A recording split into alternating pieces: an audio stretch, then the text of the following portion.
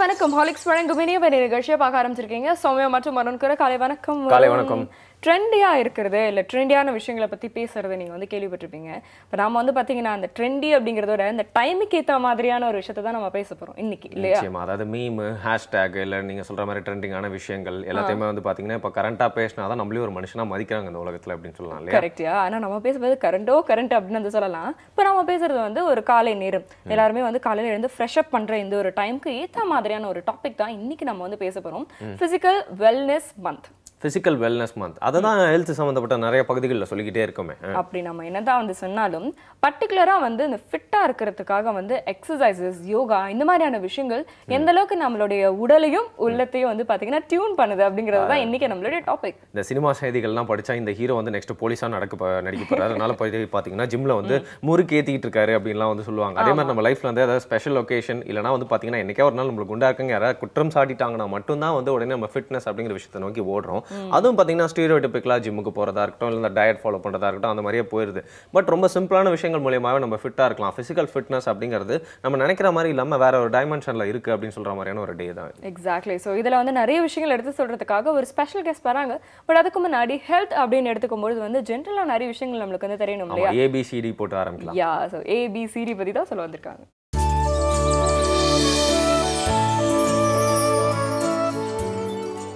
ஒரு மனிதன் ஆரோக்கியமாக இருக்கிறான் அப்படிங்கிறதுக்கு எது அடிப்படைனா அவனுடைய வாழ்நாள்.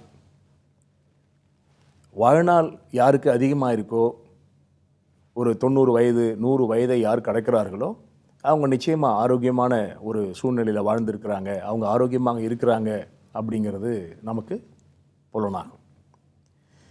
நம்ம நாட்டில் நான் சொன்னது போல் 100வது பிறந்தநாள் அப்படிங்கிறது ஒரு பெரிய நியூஸ். ஆனால் சீனாவில் ஒரு சின்ன பஞ்சாயத்துக்கு உட்பட்ட பகுதியில் 100 வயதை கடந்தவர்கள் 150 பேருக்கு மேலே வாழ்ந்துட்டுருக்காங்க. அதுக்கு அவங்க சொல்லக்கூடிய காரணம், எந்த பிரச்சனை இருந்தாலும் நாங்கள் மருந்தில்லாத அக்யூபஞ்சர் போன்ற சிகிச்சையை மேற்கொள்கிறோம். இன்னும் சொல்லப்போனால் அவங்க அதிகமாக இந்த சிகிச்சை முறையை ப்ரிவென்ஷனுக்கு தான் பயன்படுத்துகிறாங்க. நோய் வராமல் தடுத்து கொள்வதற்கும் அடுத்து வரக்கூடிய சீதோஷ்ண மாற்றங்களுக்கு தங்கள் உடலை தயார்படுத்தி கொள்வதற்கும் தான் இந்த முறையை அவங்க பயன்படுத்துகிறாங்க. நோய் வந்த பிறகு சிகிச்சை அப்படிங்கிற கான்செப்டே சரியானது அல்ல. ஆனால் நாம் வந்து ஒரு நோய் வந்த பிறகு தான் அதை பற்றி யோசிக்கிறோம், அதை குணமாக்குவதை பற்றி சிந்திக்கிறோம். அதனால் இந்த வாழ்நாள் அதிகரிப்பதற்கு அக்யூபஞ்சரில் ஒரு புள்ளி இருக்குது. சமீபத்தில் ஜப்பானில் ஒரு மனிதர் 147வது பிறந்த நாள் கொண்டாடினார். அவரை நிருபர்கள் சந்தித்து கேட்குறாங்க, எப்படி இவ்வளோ வருஷம் நீங்கள் வாழ்ந்திருக்கீங்க, அதுக்கு என்ன காரணம் அப்படின்னு சொல்லும்போது அவர் சொல்கிறாரு, அக்யூபங்க்சரில் ஸ்டமக் 36 அப்படின்னு ஒரு புள்ளி, அது கால் முட்டிக்கு அருகாமையில் இருக்குது, அந்த டிபியா போனுக்கு பக்கத்தில் இருக்கக்கூடிய அந்த புள்ளியில் நான் அழுத்தம் கொடுத்து வந்தேன், சிகிச்சை செய்து வந்தேன், மாக்சிபூஷன் பண்ணிக்கிட்டேன், அதனால் நான் இத்தனை ஆண்டு காலம் ஆரோக்கியமாக இருக்கிறேன் அப்படின்னு சொல்லியிருக்காரு. இதில் இன்னொரு விஷயம் கூட நம்ம பார்க்கணும். வாழ்நாள் அதிகரிக்கிறது அப்படிங்கிறது ஒரு பக்கம், ஆனால் அந்த மனிதன் ஆரோக்கியமாக அவனுடைய வேலைகளை செய்யக்கூடிய அளவிற்கு இயல்பாக இருக்கணும். இப்போ நம்ம கூட வீட்டில் பெரியவங்க இருக்காங்க, அவங்களுக்கு 85 வயசு 90 வயசுன்னு சொல்லும்போது அவங்க எந்த நிலையில் இருக்கிறாங்கன்றதும் முக்கியம் இல்லையா? அவங்க படுக்கையிலே இருக்காங்க அப்படின்றது வந்து ஒரு மகிழ்ச்சியான நிலையாக இருக்க முடியாது. ஆக எந்த வயதுக்கு நம்முடைய வாழ்நாள் நீண்டாலும் நம்முடைய இயல்பான வேலைகளை செய்யக்கூடிய ஆற்றலும் நமக்கு இருக்கணும். நான் அடிக்கடி யோசிக்கக்கூடிய ஒரு விஷயம் என்னென்னா, மருத்துவர்களால் உயிரை காப்பாற்ற முடியும் அப்படின்னா இந்த உலகத்தில் மரணங்களே நிகழாதே. அப்போ மரணங்கள் நிகழுது அப்படின்னும் போது மருத்துவத்திற்கு நிச்சயமாக ஒரு எல்லை உண்டு. அப்போ உயிரை காப்பாற்ற முடியாது அப்படின்னும் போது ஒரு மருத்துவத்திற்கு என்ன அவசியம் அப்படிங்கிற ஒரு கேள்வியும் நமக்கு ஏற்படும். ஸோ இதுக்கெல்லாம் இந்த நிகழ்ச்சியில் நாம் தொடர்ந்து பதிலை தேடலாம். இந்த புள்ளி நம்ம உடம்புல எங்கே இருக்குது அப்படிங்கிறத இப்போ நீங்கள் பாருங்கள். ஸோ இந்த புள்ளியில் நாம் தொடர்ந்து அழுத்தம் கொடுக்கும்போது நம்முடைய வாழ்நாள் அதிகரிக்கும். ஒரு மனிதனுக்கு வயதாக ஆக அவன் உடம்பில் ஏற்படக்கூடிய வளர்சிதை மாற்றங்கள், உதாரணமாக அந்த ரெஜுனேட்டிவ் ப்ராசஸ், நம்ம உடம்பில் செல்கள் அழிந்துக்கிட்டே இருக்குது, மீண்டும் அவை உற்பத்தி ஆகுது. அழியும் அளவும் மீண்டும் உருவாகும் அளவும் சமமாக இருந்தால் நமக்கு ஏஜிங் ப்ராசஸே இருக்காது, நாம் எப்போவுமே இளமையாகவே இருக்க முடியும். இப்போது நம்முடைய முதுமையே நாம் வந்து தள்ளி போட முடியும். அதுதான் இந்த மருத்துவ முறையினுடைய மிகப்பெரிய சிறப்பு. இப்போ நம்ம வந்து ஒரு உதாரணமாக ஒரு முட்டியில் வலி அப்படின்னு சொன்னால் முட்டி தேஞ்சிருச்சு, உங்களுக்கு வந்து நீ கேப் டிரான்ஸ்பிளான்ட் பண்ணணும் அப்படின்னு சொல்கிறாங்க. அப்போ அந்த முட்டி ஏன் தேயுது, தேய்ந்த முட்டி ஏன் மீண்டும் அந்த இடத்துல அந்த செல்கள் வளராமல் இருக்குது அப்படின்னும் போது நம்முடைய உடலில் அந்த ரெஜுனேட்டிவ் ப்ராசஸில் லேக்கிங் இருக்குது. ஒரு பகுதி தேயுது அப்படின்னும் போது அது மீண்டும் அந்த இடத்துல அந்த செல்கள் வளரணும் அப்படிங்கிறது தான் இயற்கை இயல்பு. ஸோ இது போன்ற நிலைகளில் ஒரு மனிதனுக்கு ஏற்படக்கூடிய பாதிப்புகளிலிருந்து, செல்களின் அழிவிலிருந்து அவனை காப்பாற்றக்கூடிய, மீண்டும் அந்த செல்களை உற்பத்தி செய்து புதுப்பித்து அவனை ஒரு சகஜ நிலைக்கு, ஆரோக்கிய நிலைக்கு கொண்டு வரக்கூடிய ஆற்றல் இந்த அக்குபஞ்சர் சிகிச்சைக்கு உண்டு அப்படிங்கிறத நாம் நிச்சயமாக புரிஞ்சுக்கணும்.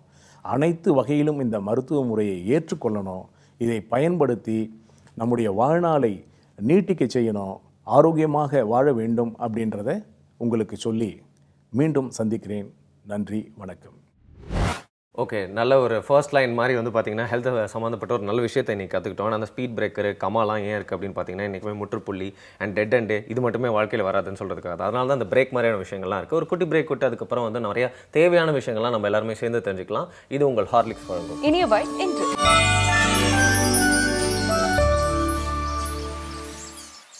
Welcome back. ஹார்லிக்ஸ் வழங்கும் இனியவன் நிகழ்ச்சியை தொடர்ந்து பார்த்துட்டு இருக்கீங்க. சௌமியா மற்றும் மருண் கூட நம்ம வந்து ஃபிசிக்கல் ஃபிட்னஸ் பற்றி வந்து பேசும்பொழுது, இப்போது நிறைய பேர் வந்து பார்த்தீங்கன்னா வந்து திடீர்னு வந்து அந்த ஜிம்க்கு போயிட்டு ஒரே மாதத்துலேயே வந்து வெயிட் வந்து கூடுறதோ இல்லை வந்து ஒரு சில வாரங்கள்லேயே வந்து இழைக்கிறதுக்காகவோ வந்து பார்த்தீங்கன்னா போன 2வது நாளே வந்து ஜிம் ட்ரெயினரோட செல்ஃபி எடுத்து போடுறது. ஸோ இந்த மாதிரி விஷயங்கள்லாம் செய்யும்போது வந்து பார்த்தீங்கன்னா அவங்களுக்கு வந்து ஒரு இன்ஸ்டன்ட்டான பயங்கர இன்ஸ்டன்ட்டாக அவங்க கேட்குற அந்த ரிசல்ட் வந்து கிடைக்கும் வரும். ஆனால் பார்த்தீங்கன்னா அந்த ஜிம் அப்படிங்கிறத விட்டதுக்கப்புறமோ இல்லை அந்த ஒரு எக்ஸசைஸ் அப்படிங்கிறத விட்டதுக்கப்புறமோ அவங்கள வந்து நிறைய பிரச்சனைகள் வந்து சந்திக்க நேரிடும். இதில் கூட இன்னொரு பிரச்சனைன்னு பார்த்தீங்கன்னா அந்த சப்ளிமெண்ட்ஸ்லாம் சாப்பிட்டு உடனே உடம்பு ஏற்றிடலாம், இன்ஸ்டன்ட்டாக வந்து அந்த லெவலுக்கு போயிடலாம் அப்படிங்கிற மாதிரி நிறைய தவறான வழிநடத்துதல் மூலியமாக, சரியான கைடு கோச் இல்லாததுனாலே வந்து பார்த்தீங்கன்னா அந்த நீங்கள் சொல்கிற மாதிரியான சைடு எஃபெக்ட்ஸ் அப்படிங்கிறது இப்போ நம்ம தமிழ்நாட்டிலே நிறைய பேருக்கு பரவலாக ஆகிட்டு இருக்கு. எக்ஸாக்ட்லி. அதனால தான் பார்த்தீங்கன்னா slow and steady wins the race அப்படிங்கிறது எதுக்கு சின்ன வயசுலேயே சொல்லி கொடுத்தாங்க. அதை வந்து தப்பாக புரிஞ்சுட்டு ஆரம்பிக்கிறதே ஸ்லோ அண்ட் ஸ்டடி ஆரம்பிக்கலாம் நிறைய பேர் புரிஞ்சுட்டு இருக்காங்க. அது மாதிரிலாம் கிடையாது. எல்லாமே வந்து பார்த்தீங்கன்னா வந்து ஒரு கன்சிஸ்டன்ட் ப்ராக்டிஸ் மூலமா வந்து வரும் அப்படின்னு வந்து சொல்லலாம். இன்ஃபேக்ட் வந்து பார்த்தீங்கன்னா நம்மளுடைய விவசாயிகள்லாம் அவங்க ஜிம்முக்கு போகவே இல்லை, ஆனால் அவங்களுக்கு வந்து ஜிம்முக்கு போகிறவங்களோட மசில்ஸ்லாம் வந்து பயங்கரமாக. நம்மளாம் விவசாயத்துக்கு போகிறதே இல்லை, அவ்வளோதான் வித்தியாசம் இல்லையா? பட் எனவே பார்த்தீங்கன்னா ஆதியிலேருந்து இன்னைக்கு வரைக்கும் ஒரு விஷயம் ஒர்க் ஆகிட்டே இருக்கும், அதுக்கு கொஞ்சமும் குறைவுபடலையா. ஏன்னா நம்ம விரல்கள்லாம் இன்னும் இருக்குல்ல, பரிணாம வளர்ச்சிலாம் அடையாமல், ஸோ விரல்கள் இருக்க வரைக்கும் நம்மளே நம்ம காப்பாற்றிக்கலாம்னு சொல்கிறதுக்காக ஒரு முத்திரை கற்றுக்கிட்டோம்.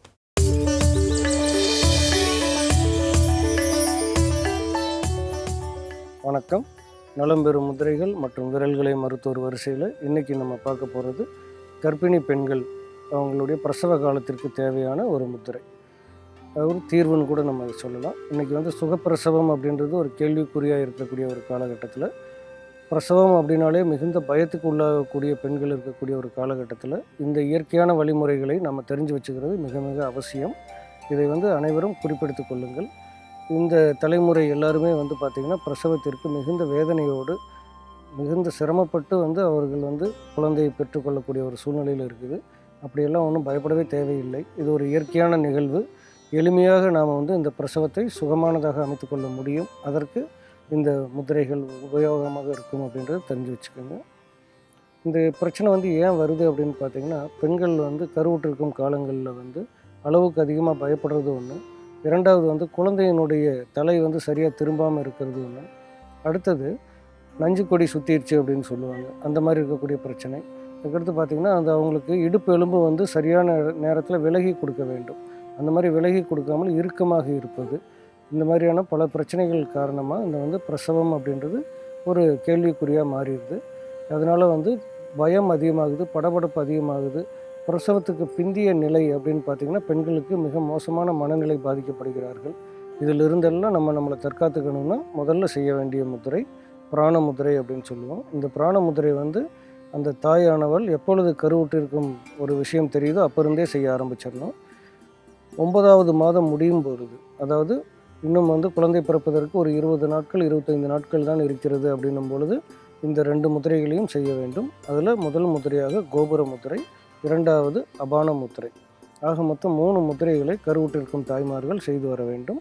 இது வந்து இந்த 2 முத்திரைகளையும் கடைசி காலங்களில், அதாவது 9வது மாதத்துக்கு அப்புறம் தான் செய்யணும். என்னென்ன முத்திரைகளை எப்படி செய்ய போகிறோன்றது இப்போ பாருங்கள். முதல் முத்திரை வந்து பிராண முத்திரை. உங்களுடைய மோதிர விரலும் சுண்டு விரலும் பெருவிரல் நுனியிலும் இப்படி தொடங்கணும். இது வந்து நீங்கள் கருவுற்றிருக்கும் முதல் மாதத்திலிருந்தே கூட தொடங்கிடலாம். இது ஒரு நல்ல முத்திரை. மணிப்பூரக சக்கரத்தில் வேலை செய்யக்கூடிய ஒரு முத்திரை. இந்த முத்திரை செய்வதன் மூலமாக குழந்தையினுடைய ஆரோக்கியம், தாயினுடைய ஆரோக்கியமும் பாதுகாக்கப்படும். இரண்டாவதாக கோபுர முத்திரை செய்யணும். கோபுர முத்திரை செய்யும் பொழுது உங்களுடைய பெருவிரல் நுனியானது சுண்டு விரல் அடியில் வச்சு விரல்களை மூடிக்கணும். கடைசி 2 விரலையும் அப்படி நீட்டி ஒன்றோடு ஒன்று தொட்டு இந்த மாதிரி வச்சுருக்கணும். இது கோபுர முத்திரை. அடுத்தது அபான முத்திரை அப்படின்னு சொல்லக்கூடிய இந்த 3வது முத்திரை கவனமாக கையாள வேண்டிய முத்திரை. இந்த முத்திரை வந்து நீங்கள் ஆரம்ப காலங்களில் செய்யக்கூடாது. குழந்தை பிறப்பதற்கு இன்னும் ஒரு 20 நாட்கள் தான் இருக்கிறது அப்படின்ற நேரத்தில் தான் நீங்கள் இதை செய்யணும். ஏன்னா 3வது மாதம் 4வது மாதத்தில் இந்த முத்திரை செஞ்சிங்கன்னா குழந்தை வந்து குறைப்பிரசவமாக மாறிவிடுவதற்கு வாய்ப்பு இருக்கிறது. அதனால் 9 மாதம் முழுமையாக முடிந்த பின்பு இந்த முத்திரையை நீங்கள் பயன்படுத்துங்க. இந்த முத்திரையை நீங்கள் வந்து குறைந்தது 20 நிமிடம் ஒரு நாளைக்கு, அதிகபட்சமாக 40 நிமிடம் வரை பயன்படுத்தலாம். தொடர்ந்து பயன்படுத்திட்டு வர அந்த கடைசி 20 நாட்களும் நீங்கள் இந்த முத்திரையை விடாமல் செஞ்சுட்டு வந்தீங்க அப்படின்னா, அதாவது கோபுர முத்திரையும் அபான முத்திரையும் செஞ்சுட்டு வந்தீங்கன்னா குழந்தையினுடைய தலை திரும்பாமல் இருப்பது அழகாக திரும்பி அந்த கொடி சுற்றிட்டு இருந்தால் கூட உங்களுக்கு வந்து ஒரு இலக்கமான ஒரு சூழ்நிலை வந்து இயற்கையான முறையில் வலி இல்லாமல் ஒரு ஆரோக்கியமான குழந்தையை பெற்றெடுக்கக்கூடிய ஒரு வாய்ப்பு உங்களுக்கு கிடைக்கும். இதில் வந்து நமக்கு மருந்து மூலிகை அப்படின்னு பார்த்திங்கன்னா, இந்த பெண்களினுடைய இடுப்பு எலும்பு இலகுவாக மாற்றி கொடுக்கக்கூடிய ஒரு விதமான எளிமையான ஒரு வைத்தியம் என்னென்னு கேட்டிங்கன்னா, நமக்கு எல்லாமே ஜீரகம் தெரியும். அந்த ஜீரகத்தை வந்து பொன்னிறமாக வறுத்துக்குங்க. வறுத்துட்டு பொடி பண்ணி வச்சுக்கோங்க. அந்த பொடியை ஒரு சின்ன அளவு 5 கிராம் அளவுக்கு எடுத்து எருமை வெண்ணெய் அப்படின்னு சொல்லி, அதாவது எருமை தயிரில் எடுத்த வெண்ணெய் அதில் வந்து குழப்பி காலையில் வெறும் வயிற்றில் சாப்பிட்டுட்டு கொஞ்சம் வெதுவெதுப்பான தண்ணி குடிச்சிக்கணும். இந்த மாதிரி ஒரு மாதத்துக்கு விடாமல் செஞ்சுட்டு வந்தாங்கன்னா சுகப்பிரசவம் என்பது எளிமையாக நடக்கும். குழந்தையினுடைய தலை திரும்புறது எல்லாமே இயற்கையாக தானாக நடக்கும். ஓகே, நல்ல முத்திரையை கற்றுக்கிட்டாச்சு. நெக்ஸ்ட் வந்து பேச போகிறவர் பார்த்தீங்கன்னா வந்து வாழ்க்கையில் ஏதாவது வந்து வளைஞ்சிருந்தா நிமித்திடுவார், கொஞ்சம் வந்து ஸ்டபனாக இருந்தால் அதை கொஞ்சம் அப்படியே ரிலாக்ஸ்ட் ஆக்கிடுவார் அப்படின்னு கூட. எக்ஸாக்ட்லி, ஃப்ளெக்சிபிள் ஆக்கிடுவார் அப்படின்னு கூட யூஸ் பண்ணலாம் ஒரு வார்த்தையை. இவர் வந்து பார்த்தீங்கன்னா ஒரு ஃபிசியோதெரபிஸ்டாக இருந்தாலும் நம்மளோட லைஃப் ஸ்டைல் என்ன மாதிரியான மாற்றங்கள்லாம் தேவைப்படுது, ஒரு ஃபிசியோதெரபிஸ்ட் கிட்ட நீங்கள் வராமல் இருக்கணும் என்னென்ன விஷயங்கள்லாம் செய்யணும் அப்படிங்கிற மாதிரி சூப்பராக நமக்கு நேர்மையாக நிறைய விஷயங்கள் பகிர்ந்துக்க போகிறார். ஒரு சின்ன பிரேக். இது ஹாலிக்ஸ் வழங்கும் இனிய பை.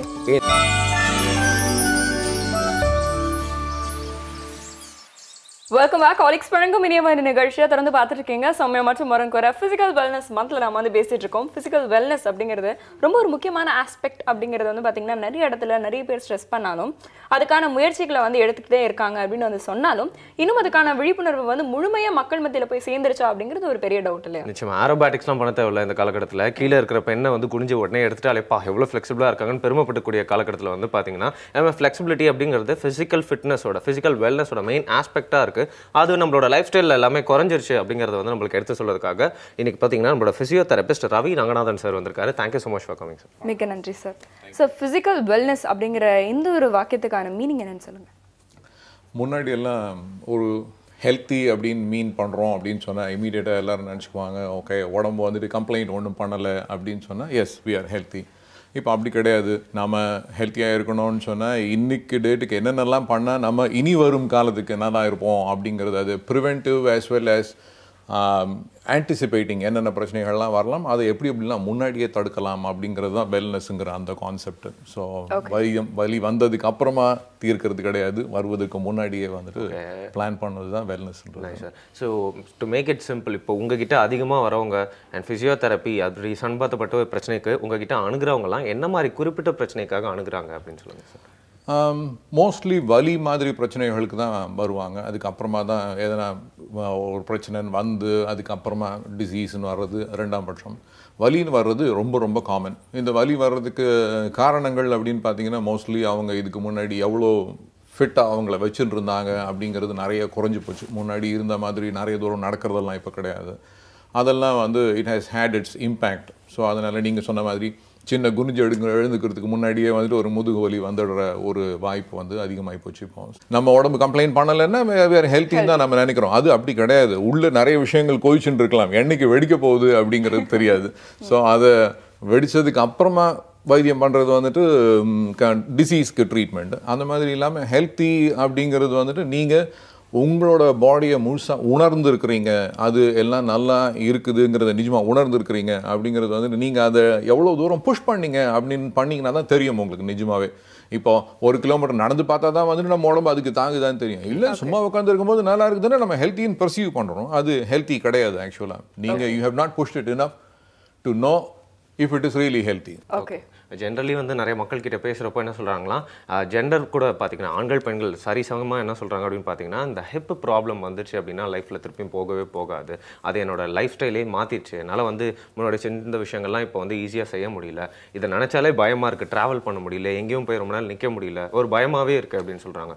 ஸோ இந்த ப்ராப்ளம் மாதிரியான விஷயங்கள் உங்ககிட்ட அதிகமாக வருது, இதுக்கு காரணம் என்னன்னு நினைக்கிறீங்க? ஓகே, இப்போ நீங்கள் சொன்ன அந்த ஹிப்பே வச்சுக்குவோம். ஹிப்புங்கிறது வந்து நம்ம சின்ன வயசுலேருந்தே வந்து அதை முழு லெவலுக்கு நம்ம அதை ஸ்ட்ரெச் பண்ணி யூஸ் பண்ணிக்கிட்டு இருக்கிறோம் அப்படின்னு சொன்னால் அது நிறைய நாளுக்கு நல்லா வரும். இப்போ நம்ம அதை டெய்லி அதை ஸ்ட்ரெச் பண்ணுறதோ இல்லை ஸ்ட்ரெங்தன் பண்ணுறதோ இல்லை, திடீர்னு ஒரு நாள் வந்துட்டு நான் ஃப்ரெண்ட்ஸ் எல்லாம் வந்திருக்காங்க கிரிக்கெட் விளையாட போகிறேன்னு சொல்லிட்டு நேராக ஓடி நீங்கள் ஸ்டார்ட் பண்ணி டைரெக்டாக எடுத்த உடனே பவுல் பண்ணி பேட் பண்ணுறீங்க அப்படின்னு சொன்னால் you are pushing your hip to the maximum limit which இதுக்கு முன்னாடி அதுக்கு பழக்கப்படவே இல்லை. அப்படின்னும் போது you are prone for injuries. So அதே மாதிரி ஒருத்தவங்க நிறைய நேரம் உட்காந்தே தான் இருந்திருக்கிறாங்க, அவங்க நிறைய ஆக்டிவிட்டி பண்ணதே இல்லை, இன்றைக்கி திடீர்னு 1 கிலோமீட்டர் நடக்க வேண்டிய ஒரு நிர்பந்தம் ஏற்படுதுன்னு சொன்னால் கண்டிப்பாக அவங்களுக்கு வலி வரத்தான் செய்யும். ஸோ அதை அவங்க முதல்ல இருந்தே சின்ன வயசுலேருந்தே ஆரம்பிக்கணும். இந்த வலி வந்ததுக்கு அப்புறமா நீங்கள் போய் தீர்வு காண போகிறீங்கன்னு சொன்னால் வந்துட்டு நீங்கள் ஏற்கனவே வளர்த்துட்ட 30 வருஷமாக வளர்த்த ஒரு விஷயத்தை வந்து இன்னைக்கு போய் தீர்க்கணும் அப்படிங்கிறது ஒரு நாளில் தீராது. ஓகே. ஸோ அதை மறுபடியும் அதே ஃபிட்னஸ் லெவலுக்கு கொண்டு வர முடியும். Day to day life activities கூட இதுக்கு வந்து ட்ரிகர் பண்ணுது அப்படின்னு சொல்கிறாங்க. ஃபார் எக்ஸாம்பிள் நம்ம உட்காந்துருக்க விதம், நம்ம வீட்டில் நம்ம செஞ்சுட்டு இருக்க வேலைங்க, செய்யாத வேலைங்க, மெயினாக வண்டி ஓட்டுறது, இந்த மாதிரி விஷயங்கள் பற்றி சொல்லுங்க. நம்மளோட வாழ்க்கை இப்போ பார்த்தீங்கன்னு சொன்னால் நிறைய நேரம் நம்ம இப்போ நீங்கள் உட்காந்துருக்கீங்க இல்லையா, அந்த மாதிரி 90 degree at the hip 90 degree at the நீ, அந்த மாதிரி தான் நம்மளுடைய வாழ்க்கை முக்கால்வாசி நேரம் இருக்குது. இதுலேயே இன்னும் கொஞ்சம் சின்ன சின்ன வேரியேஷன் தான் இருக்கலாமே தவிர முக்கால்வாசியான இப்படி தான் இருக்குது. நம்ம ரிவர்ஸில் பண்ணுறதுக்கு வந்துட்டு இப்போ யோகா ஒன்று இருக்குது, கவுந்து படுத்துண்டு எல்போவில் அழுத்திண்டு இல்லை கையில் அழுத்தி தலை எல்லாத்தையும் வந்துட்டு நிமிர்த்துவாங்க. இந்த பொசிஷனில் இருக்கும். ஆமாம், வர்றதே கிடையாது, ஆப்போசிட் தான் இருக்கும். ஓகே, நம்ம இந்த பக்கத்தில் மட்டும்தான் இருக்கும், இந்த பக்கமும் ஒன்று இருக்குது உடம்புக்கு, நாம் அதை அப்ரோச் பண்ணுறதே இல்லை, யூஸ் பண்ணுறதே இல்லை. அதனால என்ன ஆகுது, மோஸ்ட் ஆஃப் த டைம் அந்த பகுதி வீக் ஆகி போகுது. வீக் ஆகும் போது ஆட்டோமேட்டிக்காக உங்களுக்கு நீங்கள் அதை ஏதாவது ஒரு சின்ன ஒரு வேலை ஒன்று பண்ணால் கூட வந்து அது வலியாக உங்களை ப்ரெசிபிடேட் பண்ணுறதுக்கு வாய்ப்புகள் நிறைய இருக்குது. இப்போ வந்து பார்த்தீங்கன்னா இப்போ ஒரு ஆண் இருக்காரு அப்படின்னா அவரும் அந்த காலத்தில் வந்து ரொம்ப ஹார்ட்ஷிப்போட வேலை செஞ்சிருக்காரு, அதுக்கு ஈக்குவலாக வந்து பெண்களும் வந்து வேலை செஞ்சுட்டு இருந்தாங்க அப்படின்னு சொல்லலாம். ஸோ 2 பேருமே ஃபிசிக்கல் ஆக்டிவிட்டி அப்படிங்கிறதுல ஒன்றுக்கு ஒருத்தவங்க குறைஞ்சவங்களே இல்லை. அந்த குழந்தை பிறப்பு அப்படிங்கிறது பெண்களுக்கு மட்டுமே நடக்கிறதுனால அதையும் ஹேண்டில் பண்ணி அது ரொம்ப உயிர் பழச்சி வர விஷயம் அப்படின்னு சொல்லுவாங்க. அதை 7-8 வாடி பண்ணியும் அதுக்கப்புறமும் ஃபிட்டாக இருந்து சூப்பரான வேலைகள், அதாவது பின்னால் ஆண்கள் சோர்வடைஞ்சிட்டா கூட இவங்களாம் பார்த்தீங்கன்னா ஆக்டிவாக இருந்த காலகட்டங்கள்லாம் உண்டு. ஆனால் இப்போ வந்து ஒரு குழந்தை பெற்றுட்டு உடனே வந்து பார்த்தீங்கன்னா ஒரு கிரைட்டீரியா ஸ்டீரியோடைப் பண்ணுற மாதிரியே எல்லாருமே மாறிடுறாங்க அப்படின்னு சொல்லலாம். அதுக்கு ஒருத்தர் 2 பேர் அப்படின்னு சொல்ல முடியாது, ஒரு மாஸ்கே அப்படி தான் மாறிடுச்சு அப்படின்னு சொல்லலாம். இதுக்கான மெயின் ரீசனை நீங்கள் என்ன நினைக்கிறீங்க? இன்னைக்கு காலகட்டத்தில் நம்ம எல்லாமே ஸ்மார்ட் ஃபோன் உட்காந்த இடத்துல எல்லாத்தையும் பண்ணணும், கடைக்கு போய் வாங்க வேண்டியது கூட கிடையாது, ஸ்மார்ட் ஃபோனில் வீட்டில் கொண்டு வந்து டெலிவர் பண்ணுற ரேஞ்சில் வந்துட்டோம். இது வந்து அந்த காலத்தில் இல்லை. ஒரு 30 வருஷம் 40 வருஷத்துக்கு முன்னாடி கூட வந்துட்டு அதெல்லாம் கிடையாது. எல்லாத்துக்கும் நீங்கள் இங்கேருந்து நடந்து போக வேண்டியிருந்தது, இவ்வளோ பஸ் வசதிகள் இல்லை. ஸோ பஸ்ஸுக்கும் நீங்கள் ஒரு 3/4 கிலோமீட்டர் நடந்தால் தான் பஸ் இருந்தது, ட்ரெயினுக்கும் ஒரு 3/4 கிலோமீட்டர் நடக்க வேண்டும். எல்லாத்துலேயும் வந்து உங்களுடைய எவ்ரிடே வாழ்க்கையிலேயே வந்துட்டு ஆக்டிவிட்டின்றது it was built in. Okay. இப்போ அது இல்லை. எல்லாமே நீங்கள் ஆட்டோ கூப்பிட்டீங்கன்னு சொன்னால் ஸ்மார்ட் ஃபோனில் கூப்பிட்டா வாசலில் வந்து நிற்கிற அளவுக்கு வந்துட்டு டெக்னாலஜி பண்ணினாலே போதும். ஸோ அப்படி இருக்கும் பட்சத்தில் நம்ம நடக்கிறது குறைஞ்சி போச்சு, எவ்வளோ முன்னாடியெல்லாம் எவ்வளோ வாட்டி படி ஏறணும் அப்படிங்கிறது குறைஞ்சி போச்சு, சைக்கிள் எவ்வளோ ஓட்டணுன்றது குறைஞ்சி போச்சு. எல்லாமே மாறி இருக்கும் பட்சத்தில் அவங்க நீங்கள் இப்போ இந்த 7-8 குழந்தை பார்த்தவங்கன்னா அதுக்கும் ஒரு 30 வருஷம் முன்னாடி. ஸோ அவங்கெல்லாம் வந்து இன்னுமே ஜாஸ்தி வேலைகள் செஞ்சுட்டு இருந்தாங்க. வயல்களுக்கு கொண்டு போயிட்டு இருந்தாங்க, சாப்பாடு கொண்டு போவாங்க, அங்கேருந்து அவங்க உழறும் போது வந்துட்டு அங்கேருந்து அவங்களுக்கு உதவி செஞ்சுட்டு அதுக்கப்புறம் அங்கேருந்து திரும்பி வர்றது. இன்றைக்கி காலகட்டத்தில் பார்த்தீங்கன்னு சொன்னால் ஒரு குழந்தை பிறந்ததுக்கு அப்புறமா ஐயோ எனக்கு எல்லாம் முடிஞ்சு போச்சு அப்படின்னு நினைக்கிற அந்த மாதிரி ஆட்டிடியூடு தான் இருக்குது. மேலும் அப்பா அம்மாங்களும் வந்து ஐயோ நாம பட்ட கஷ்டம் நம்ம பிள்ளைங்க படுக்கக்கூடாதுன்னு சொல்லிட்டு இன்னும் பத்திரமா பார்த்துக்கிட்டே அதை தூக்காது, இதை தூக்காது, நான் உதவி செஞ்சேன், சர்ஜரி பண்ணியிருக்கிறாங்க, அந்த மாதிரிலாம் இல்லாமல் அவங்களையும் அலோவ் பண்ணி இவங்களை வேலை செய்ய விட்டு அந்த லெவலுக்கு ஃபிட்னஸ்க்கு உடனே கொண்டு வர்றதுன்றது சாத்தியம். எஸ், பிறந்த மறுநாளே வந்துட்டு நீங்கள் எக்ஸசைஸ் பண்ணணும்னு அவசியம் இல்லை. ஆனால் பிறந்த மறுநாளே வந்துட்டு ப்ரீதிங் எக்ஸசைஸை ஸ்டார்ட் பண்ணலாம். என்ன மாதிரியான எக்ஸசைஸ் பண்ணணும் அப்படிங்கிறத மட்டும்தான் மாற்றணுமே தவிர வந்துட்டு எல்லாமே வந்து நிறுத்திடணும் அப்படின்னு நினைக்கும் பொழுது தான் அது அவங்கள குறைச்சிடுது. அப்போ என்ன ஆகுது, அவங்களால வந்துட்டு பெட்ரூம் தாண்ட முடியாது. ஸோ அந்த சர்க்கிள்குள்ளவே இருக்க பார்க்குறாங்க. இன்னமும் வந்து அந்த சர்க்கிள் நெருங்கிண்டே வரும். ஸோ கொஞ்சம் கொஞ்சமாக வந்துட்டு என்னால் முடியாதுன்னு சொல்லிட்டு இருக்க ஆரம்பிச்சிருவாங்களே தவிர இவங்க உடம்பு ஸ்டில் ஃபிட்டாக தான் இருக்கும். 30 வயசில் வந்து எல்லாம் போயிடுறது இல்லை. திருப்பி ரீகெயின் பண்ணுறதுனா பண்ணலாம். எனக்கு எல்லாம் முடிஞ்சிருச்சு, நான் இதுக்கு மேலே நான் வெளியில் போகிறது இல்லை அப்படின்னு நினைக்கிறீங்கன்னு சொன்னால், டயர்ட் ஆகிடுதுன்னு நினச்சி அதை அப்ரோச்சே பண்ணலைன்னு சொன்னால் you are limiting yourself. Okay, since we spoke about this இந்த ப்ரீ டெலிவரி பற்றியும் ஒரு கொஸ்டின் இருக்குது. இப்போ நிறைய வந்து சிசேரியன்லாம் நடக்குது, அது நிறைய பேருக்கு காம்ப்ளிகேஷன்ஸ்க்குலாம் தள்ளப்படுறாங்க. ஸோ ஃப்ளெக்சிபிலிட்டிக்கும் குழந்தை பிறப்புக்கும் எந்த அளவுக்கு ஒரு சம்மந்தம் இருக்குன்னு சொல்லுங்கள். ஃப்ளெக்சிபிலிட்டி நல்லா இருந்ததுன்னா யூ வில் பி ஏபிள். ஃப்ளெக்சிபிலிட்டிங்கிறது நீங்கள் ஒரு வாட்டியும் அந்த ஃப்ளெக்சிபிலிட்டியாக மட்டும் பேசுகிறீங்க, அந்த மாதிரி அதை பார்க்க மாட்டோம். Okay, flexibility, strength, endurance and relaxation எல்லாமே வந்துட்டு நம்ம உடம்புக்கு தேவை. நம்ம மைண்டுக்கும் அதுக்கும் சம்மந்தம், நிறைய சம்மந்தம் இருக்குது. ஸோ ஃப்ளெக்சிபிலிட்டிங்கிறது வந்து தசைகளை நீளு எவ்வளோ தூரம் அது நீண்டு கொடுக்கணுமோ நார்மல் லெங்க்த்துக்கு அந்த அளவுக்கு நீண்டு கொடுக்குறது ஃப்ளெக்சிபிலிட்டி. ஸ்ட்ரென்த்துங்கிறது வேறு.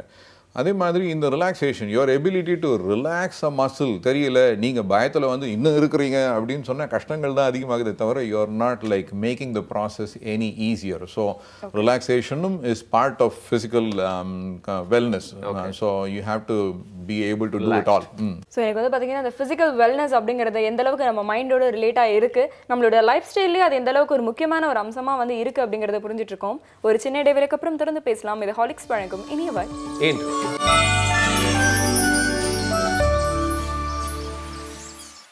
Welcome back again. ஹார்லிக்ஸ் வழங்கும் இனிய ஒரு நிகழ்ச்சியை காலை வெளியில் பார்த்துருக்கீங்க. ஃபிசிக்கல் வெல்னஸ் மந்த் அப்படிங்கிற சூப்பரான டாபிக் பற்றி பேசிட்டு இருக்கோம். ரவி நகரநாதன் சார் நிறைய விஷயங்கள் சொல்லிட்டு இருக்காங்க இல்லையா? எக்ஸாக்ட்லி, திறந்து பேசலாம். குழந்தைங்களுக்கான இந்த ஃபிசிக்கல் ஹெல்த் பற்றியும் ப்ளஸ் அவங்களுடைய இந்த மைண்ட் ஹெல்த் பற்றியும் வந்து பேரண்ட்ஸ் என்ன மாதிரி வந்து சப்போர்ட் வந்து ப்ரொவைட் பண்ணால் அவங்களுக்கான அந்த ஒரு குட்டி ட்ரீட்மெண்ட் வந்து வீட்டிலே எப்படி பண்ணலாம் சொல்லுங்கள். இதை ட்ரீட்மெண்ட்டாக நீங்கள் அதை யோசிக்க வேண்டியதே இல்லை. இவங்களுக்கெல்லாம் ட்ரீட்மெண்ட்டே தேவையில்லை.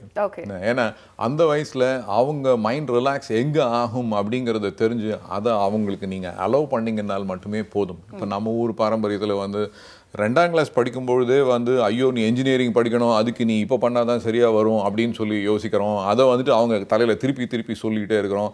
அவன் எப்படி பண்ணுறான் பாரு, இவன் எப்படி பண்ணுறான் பாருன்னு கம்பேர் பண்ணுறோம். இதெல்லாம் பசங்களுக்கு வந்துட்டு தேவையில்லாத ஒரு ஸ்ட்ரெஸ்ஸு. அதுவே வந்து ஐயோ எங்கள் அப்பா சொல்லிட்டாரு, அவர் இவ்வளோ தூரம் எதிர்பார்க்குறாரு, நான் இதை செஞ்சு கொடுக்கணும், நான் என்ன பண்ண போகிறேன், இது தேவையில்லாத ஒரு ஸ்ட்ரெஸ். அப்பா உனக்கு ஒரு ஸ்ட்ரெஸ் ஒன்று இருக்குது, அந்த ஸ்ட்ரெஸ்ஸை உன் பிள்ளை தலையில் ஏற்றிட்டு வைப்போம். ஸோ இவங்க இதை நினச்சிக்கிட்டு இன்றைக்கி டேட்டுக்கு விளையாடுறதுக்கு வழி இல்லாமல் நம்ம ஸ்கூல்ஸ் ஏற்கனவே வந்துட்டு விளையாட்டு இடத்த சுருக்கி நிறைய கட்டடம் கட்டி எல்லாம் படிப்புக்காக ஆக்கிட்டாங்க. ஸோ விளையாடுறதுக்குன்றது இடம் இல்லை. அந்த வடிகால் சொன்னேன் இல்லையா, எக்ஸசைஸ் பண்ணி ரிலாக்ஸ் பண்ணுறதுக்கு உண்டான அந்த வாய்ப்பு குறைஞ்சிக்கிட்டே வருது. பார்க்ஸ் குறைஞ்சி போச்சு நம்ம ஊரில். ஸோ அப்படி இருக்கும் பட்சத்தில் ஏற்கனவே அவங்களுக்கு ஃபிசிக்கல் ஆக்டிவிட்டி இல்லை. ஃபிசிக்கல் ஆக்டிவிட்டியை நீங்கள் நிறைய கொடுத்து அதையும் ஃபிசிக்கல் ஆக்டிவிட்டின்னு சொன்னால் அம்மா அப்பாங்கள்லாம் எப்படி நினைக்கிறாங்கன்னு சொன்னால் கொண்டு போய் இது கிரிக்கெட் கிளாஸ்க்கு விடு, கொண்டு போய் டென்னிஸ் கிளாஸ்க்கு விடு. ஸோ இதுலேயும் என்ன பண்ணுறீங்க, ஒரு ஸ்ட்ரக்சர் வச்சுட்டீங்க, இதை இப்படி தான் செய்யணும், இதை வந்துட்டு கோல் அச்சீவ் பண்ணணும், நீ வந்துட்டு ஸ்டேட் சாம்பியன் ஆகணும். ஸோ இதுலேயும் ஒரு பிரச்சனையை தான் கொடுத்துருக்கீங்களே தவிர அது அவங்க அன்ஸ்ட்ரக்சர்டு பிளேயா. இப்போது ஒரு 30 வருஷத்துக்கு முன்னாடி 40 வருஷத்துக்கு முன்னாடி நான் எப்படி விளையாடிருக்கேன்னா கில்லி தாண்டு ரோட்டில் விளையாடிருக்கேன். என்ன கேட்குறதுக்கு ஆளே கிடையாது. 4 பேர் நாங்கள் சேர்ந்து விளையாடுவோம். எங்களோட ரூல்ஸ் செய்ய கேம் மாறிண்டே இருக்கும். நம்ம கிரிக்கெட் விளையாடிட்டு இருப்போம், இந்த இவ்வளோ தூரம் அடிக்க முடியாதுடா பவுண்டரி, அதனால வந்துட்டு பவுண்டரி இதுதான், காம்பவுண்ட் வால் வெளியில் போச்சுன்னா பக்கத்து வீட்டுக்காரன் கத்துவான், அதனால வந்துட்டு நம்ம இதுக்குள்ளே தான் 4 அடிக்கிறோம், அவுட். ரைட். இப்போ ரூல்ஸ் வந்துட்டு இஸ் சேஞ்சிங் ஸோ டைனாமிக். இந்த மாதிரி யோசிக்கிறதுக்கெல்லாம் நீங்கள் உங்கள் பிள்ளைங்களுக்கு வாய்ப்பு கொடுக்காம ஸ்ட்ரெஸ்ஸை கிரியேட் பண்ணுறீங்க அப்படின்னு சொன்னால் இதில் நம்ம ஜெயிக்கவே இல்லை. நம்ம வந்துட்டு விளையாட்டை கொடுக்குறோம், ஆனால் விளையாட்டுலேயும் ஒரு ரெஸ்ட்ரிக்ஷன் கொடுக்குறோம், ஒரு ஸ்ட்ரெஸ்ஸை கொடுக்குறோம். So we are not making them win. அந்த மாதிரி இல்லாமல் அன்ஸ்ட்ரக்சர்டு பிளேக்கும் நிறைய இம்பார்ட்டன்ஸ் கொடுத்து அவங்கள தனியாக போய் அவங்க பசங்களுக்குள்ளே சண்டை போட்டுட்டோம், தப்பில்லை. சண்டை போட்டு அதுக்கப்புறமா வந்து எப்படி சமாதானத்துக்கு வர்றதுன்னு தெரியுதுன்னு அந்த ஸ்ட்ரெஸ் எஸ்கலேட் ஆச்சு. அவங்களுக்குள்ளே சரி போடா பரவாயில்ல அப்படின்னு சொல்லி இறங்குறாங்கன்னா ஸ்ட்ரெஸ் உடனே ரிலீவ் ஆச்சு. இதை எப்படி பண்ணுறதுன்றத சின்ன பிள்ளைங்களுக்கு அந்த வயசுலேயே கற்றுக் கொடுக்கறதுக்கு நம்ம கற்றுக் கொடுக்க வேணாம். பல பேர் வந்து ஒல்லியாக இருக்கிறது மட்டும்தான் லைஃப் ஸ்டைலோட பெரிய அச்சீவ்மெண்ட்னு நினச்சிட்டு இருக்காங்க. அது வந்து இல்லவே இல்லை, நிறைய பேருக்கு புரிய மாட்டேங்குது அப்படின்னு சொல்லலாம். அப்படி இருக்கிறப்போ உணவு பழக்கம் எந்த அளவுக்கு இந்த மாதிரி விஷயங்களை வந்து ட்ரிகர் பண்ணுறது, அதாவது நம்மளோட ஃபிசிக்கல் நம்மளோட பாடியை வெல்னஸ் அப்படிங்கிற விஷயத்தை எந்த அளவுக்கு நல்லதாகவும் ட்ரிகர் பண்ணுது, கெட்ட வழியிலையும் கொண்டு போகுதுன்னு சொல்லுங்கள். உதாரணத்துக்கு நிறைய பேர் பார்த்தீங்கன்னா வந்து நான்வெஜ் சாப்பிட்டா வந்து ஸ்ட்ரென்த் அப்படின்னு தவறாக நினச்சிட்டு இருக்காங்க. சில பேர் முற்றிலுமா வெஜிடேரியன் பக்கம் போயிட்டா உடனே நம்மளோட லைஃப் ஸ்டைலை மாறி நினச்சிட்டு இருக்காங்க. ஸோ உணவு பழக்கத்துக்கும் இதுக்கு ஒரு சம்மந்தத்தை பற்றி சொல்லுவோம். நிறைய உணவு வந்துட்டு it makes a big difference on நம்ம உடம்பு எப்படி செயல்படுதுங்கிறதே வந்துட்டு உணவு நிறைய மாற்றி அமைக்குது. நீங்கள் வந்து ஒரு பேலன்ஸ்டு சாப்பாடு, ஒரு கணக்கு ஒன்று இருக்குது, ஃபுட் பிரமிடுன்னு சொல்லுவோம். அந்த ஃபுட் பிரமிடில் வந்துட்டு இவ்வளோ கார்போஹைட்ரேட் இருக்கணும், இவ்வளோ ப்ரோட்டீன் இருக்கணும், இவ்வளோ மில்க் இருக்கணும்னு கணக்கு இருக்குது. ஸோ இந்த கணக்கில் நம்ம ஊர் பாரம்பரியத்தில் பார்த்தீங்கன்னு சொன்னால் ஒரு காலத்தில் நல்லா இருந்திருக்குது அது. ஆனால் அது அவங்க தெரிஞ்சு பண்ணாங்களா தெரியாமல் பண்ணாங்களான்னு தெரியல, ஒரு ஸ்ட்ரக்சர் ஒன்று இருந்தது. இப்போது கார்போஹைட்ரேட்டை வந்துட்டு நம்ம நிறைய லோட் பண்ணுறோம். நம்ம வந்து இப்போது தயிர் சாதம், சாம்பார் சாதம், ரசம் சாதம்னு சொல்லிட்டு எல்லா சாதம், ஏகப்பட்ட சாதம் போச்சு. எவ்வளோ காய்கறி போச்சுன்னு பார்த்தீங்கன்னா ரொம்ப கம்மியாக இருக்கும். அப்படி காய்கறி சாப்பிட்டாலும் பசங்க ரொம்ப கம்மியாக சாப்பிட்ருக்கோம். ஃப்ரூட்ஸ் எவ்வளோ சாப்பிட்டாங்க அப்படின்னு சொன்னால் ரொம்ப கம்மியாக சாப்பிட்ருப்பாங்க. பால் என் பையனுக்கு பிடிக்காது, நான் கொடுக்கல. ஸோ நீங்கள் நிறைய விஷயத்தை கட் பண்ணிட்டீங்க, கார்போஹைட்ரேட்டை மட்டும் கூட்டிட்டீங்க. ஸோ உடம்புக்கு மாவு சத்து நிறைய வந்தது, ஆனால் ப்ரோட்டீன் தேவையானது வரல, மில்க் தேவையானது வரல, ஃப்ரூட்ஸ் தேவையானது வரல. அப்படின்னும் போது நீங்கள் ஒரு கேப்பை ஒன்று க்ரியேட் பண்ணிட்டீங்க. இன்றைக்கி உங்கள் உடம்பு சமாளிக்குது, ஆனால் உள்ளுக்குள்ளே வந்து அந்த தேவை குறைஞ்சிக்கிட்டே வருது பாருங்கள். நாளைக்கு அது ஒரு பிரச்சனையாக வெடிக்கும். இன்றைக்கி தெரியாது, மேபி நாளைக்கு தெரியும். ஃபுட் வந்து இப்போது வெஜிடேரியன் நான் வெஜிடேரியனை பற்றி பேசுனீங்க. வெஜிடேரியன் ஃபுட் இஸ் பெட்டர், நான் வெஜிடேரியன் ஃபுட் இஸ் பெட்டர், அந்த மாதிரி நான் அதை பிரிக்கவே மாட்டேன். சைவ உணவுகள்லேயே வந்து கலக்கலாம். அதாவது உங்களுடைய எல்லா சத்துக்களும், இப்போ ப்ரோட்டீன் வேணும்னு சொன்னால் பல்ஸில் இருக்குது, அதாவது இப்போ பயர் வகைகள் எல்லாத்துலேயும் வந்துட்டு இருக்குது. இப்போ நம்ம இட்லி சாப்பிட்றோம் அப்படின்னு சொன்னால் காலையில் இட்லி சாப்பிட்றதுன்றது ஒரு அமேசிங் ஃபுட். ஸோ அதில் கார்போஹைட்ரேட் இருக்குது, ப்ரோட்டீன் லைட்டாக இருக்கும், ரொம்ப light. So at the same time it is not like உங்கள் உடம்பை எதுலேயும் குறைக்கிறதே கிடையாது. எல்லாம் என்னென்ன தேவையோ அதில் ஏற்கனவே இருக்குது. ஸோ அதுக்கு கூட நீங்கள் ஒரு காய்கறியில் செஞ்ச சாம்பார் ஒன்று கொடுக்குறீங்கன்னா சாம்பாரில் மறுபடியும் ப்ரோட்டீன் வந்துடுச்சு. ஸோ நீங்கள் வந்து அந்த ப்ரோட்டீனை அனிமல்லேருந்து தான் எடுக்கணும், நான் வெஜிடேரியன் ஐட்டம்லேருந்து தான் எடுக்கணும்னே கிடையாது. நீங்கள் சாதாரண சாப்பாட்டிலே வந்துட்டு கொண்டு வரலாம். அதே மாதிரி இப்போது நீங்கள் அந்த அசைவ உணவுகளில் பார்த்தீங்கன்னா ப்ரோட்டீனை தவிர வந்துட்டு அயர்ன் கண்டென்ட் வந்துட்டு அசைவ உணவுகளில் நிறைய இருக்குது. அந்த அயர்னை வெஜிடபிள்ஸ், ஃப்ரூட்ஸ்லேயே கூட கொண்டு வர முடியும். இப்போது முருங்கைக்கீரை பார்த்தீங்கன்னு சொன்னால் அதில் வந்து அயர்ன் நிறைய இருக்குது, ஆப்பிளில் அயர்ன் நிறைய இருக்குது, பேரிச்சம்பழத்தில் அயர்ன் நிறைய இருக்குது. ஸோ அயர்னை வந்துட்டு நம்ம வேறு இடங்களில் ரீசோர்ஸ் பண்ண முடியும். அது நீங்கள் இப்போ திரும்பி பார்த்தீங்கன்னு சொன்னால் வெஜிடேரியனாக இருந்தவங்க எல்லாம் வலுவில்லாமல் இருந்தாங்களான்னு சொன்னால் கண்டிப்பாக கிடையாது. வெஜிடேரியன் ஃபுட்லேயே வந்துட்டு நல்ல ஆரோக்கியத்தோட ஃபுல் ஃபிசிக்கல் ஹெல்த்தோடு வந்துட்டு தாராளமாக இருக்கலாம். Food makes a big difference. ஃபுடும் முக்கியம், எக்ஸசைஸும் முக்கியம். என் ஃப்ரெண்டு ஒருத்தர் வந்து பார்த்தீங்கன்னா ஒரு லேப்டாப்பை வந்து வச்சுட்டு ஏதோ பிரச்சனை பண்ணிகிட்டே இருந்தார். என்னடா பிரச்சனை அப்படின்னு கேட்டால் ஹேங் ஆகிட்டே இருக்குது அப்படின்னு பார்த்தா, அப்புறம் ஒரு நாள் ஃபுல்லாக ஒரு நோட் பண்ணிகிட்டே இருந்தால் எந்த பிரச்சனையுமே இல்லை லேப்டாப்பில். இவர் அதை ஷட் டவுனே பண்ணல, எப்போ பார்த்தாலும் ஆன் பண்ணி யூஸ் பண்ணிகிட்டே இருக்காரு. அதை நிறைய பேர் பண்ணுறது நீங்கள் பார்த்துருப்பீங்க. ஸோ ரெண்டு சைடுமே பிரச்சனை இது. அந்த தூக்கம் அப்படிங்கிறது தான் இல்லையா? நிச்சயமா அந்த ஷட் டவுன் அப்படிங்கிறது வந்து ரொம்ப முக்கியம் தான். இன்ஃபேக்ட் நீங்கள் சொன்ன அந்த ஃபுட்டுக்கும் இதுக்கு கூட சம்டைம்ஸ் ரிலேட்டிவாக வந்து சொல்லிட்டு இருக்காங்க சார். ஃபுட் அப்படிங்கிறது வந்து அந்த ப்ராப்பர் இன்டேக்கு ப்ராப்பர் இன்டர்வலில் இருக்கணும். ப்ளஸ் வந்து இந்த வருண் சார் அந்த ஷட் டவுன் பீரியடுக்கு முன்னாடி இவ்வளோ கேப்பில் இருக்கணும் அப்படின்லாம் வந்து இருக்கு. அதே மாதிரி நீங்கள் சொன்ன இந்த ரிலாக்ஸேஷன், இந்த தூக்கம் அப்படிங்கிறது இம்பார்ட்டன்ட். ஸோ இது ரெண்டு விஷயத்தையும் வந்து எப்படி பேலன்ஸ் பண்ணுறது அப்படின்னு வந்து சொல்லுங்கள். ஃபுட்டில் வந்து அளவுக்கு அதிகமாக சாப்பிட்றதும் சரி கிடையாது, அளவுக்கு கம்மியாக சாப்பிட்றதும் சரி கிடையாது. காலையில் சாப்பிட்ற அந்த உணவு breakfast is a very important part of food. நிறைய பேர் பார்த்தீங்கன்னா காலையில் வந்து எனக்கு வேலைக்கு அவசரமாகுது, நான் கார்ன்ஃப்ளேக்ஸ் மட்டும் சாப்பிட்டு போகிறேன் அப்படின்னு சொல்லிட்டு கார்ன்ஃப்ளேக்ஸு, பால், அவ்வளோதான்.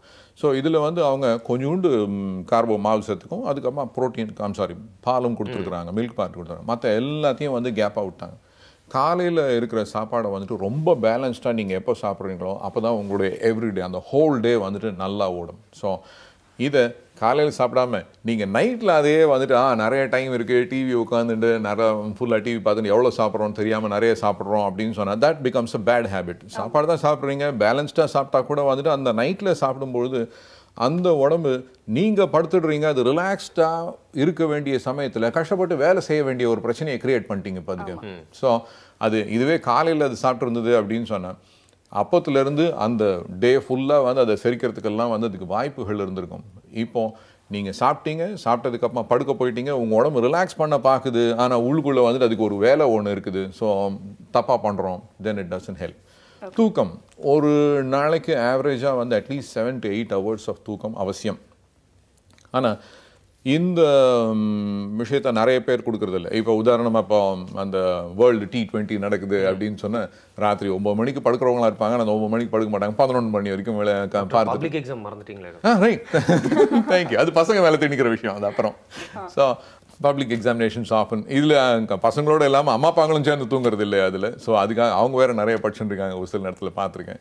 ஸோ அது என்ன பண்ணுது, அந்த தூக்கம் அவங்களால கரெக்டான டைமில் படுத்து ஸ்லீப் ஹைஜீன்னு சொல்லுவோம்.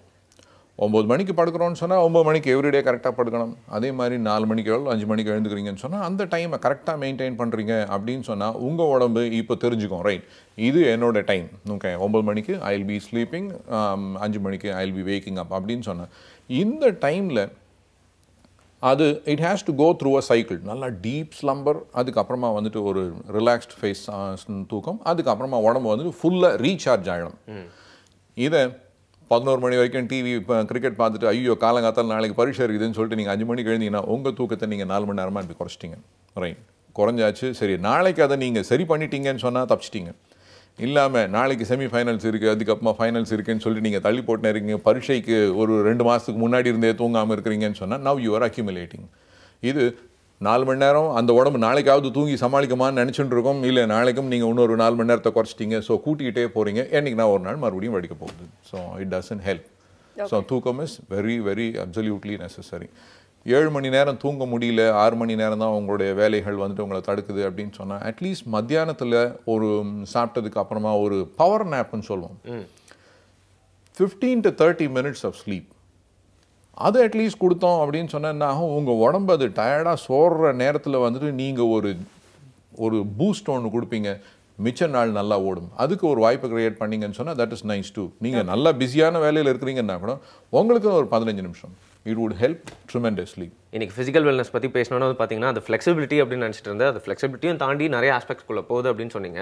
அண்ட் ஃபேமிலி, அதாவது வீட்டில் நம்ம செய்ய வேண்டிய வேலைகளாக இருக்கட்டும், அதுக்கப்புறம் நம்ம ஒர்க் பிளேஸில் என்ன மாதிரி ஆக்டிவிட்டீஸ்லாம் செய்யலாம், அண்ட் உட்காந்தே செய்கிற வேலையே வந்துச்சுன்னா கூட அதையும் தாண்டி நம்ம எப்படிலாம் நம்மளோட லைஃப் ஸ்டைலை ஹெல்த்தியாக மாற்றிக்கலாம்னு சொன்ன மாதிரி இருந்துச்சுன்னு சொல்லலாம் இல்லையா? ஹெல்த்தி லைஃப் ஸ்டைலுக்கு வந்து என்னென்ன விஷயங்கள் வந்து அந்த ஆஸ்பெக்ட் ரேஷியோன்னு சொல்லுவாங்க இல்லையா, அது மாதிரி ஒரு ப்ரொபோர்ஷனட்டாக வந்து இருக்கணும் அப்படிங்கிறது வந்து ரொம்பவே சரியாக ரொம்ப ப்ராக்டிக்கலாக எடுத்து சொன்னீங்க. Thank you so much. Thanks for your time doctor. தொடர்ந்து நிறைய விஷயங்கள் நம்ம நிகழ்ச்சியில் பார்க்கலாம். இது ஹாலிக்ஸ் வழங்கும் இனிய பை.